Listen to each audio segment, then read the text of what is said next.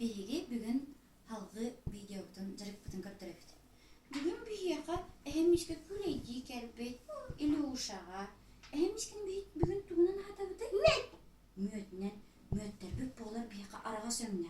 Ehemmişke müötte xumu yaqqara sıkıda. Bir. Arağız müötter xumu yaqqa. Müöt. Nasıl kanlı valları arağızda? Orası botak. Edar ağız bol bata.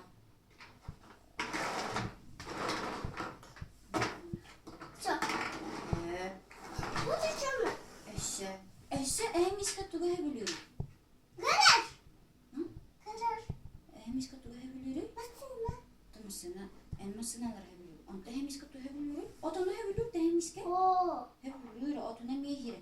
Otonu kıhıl önüne akımı yakana. Eşe kıhıl önüne. Kıhıl önüne akımı yakana. Manna. Botak böyle. Aha. Eşe kıhıl önüne. Eşe kıhıl önüne. Boşum. Oo, elbağın kıhıl önüne akar. Adamlar kırılır. Aha, oton kıhıl önüne.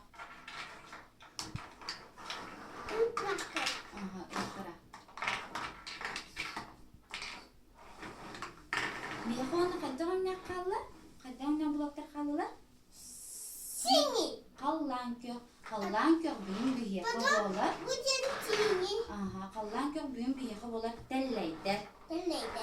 Ondan, aha, elbaq telley barda. Ben de kurduk. Ciğe onu kıtı jartına koyayım.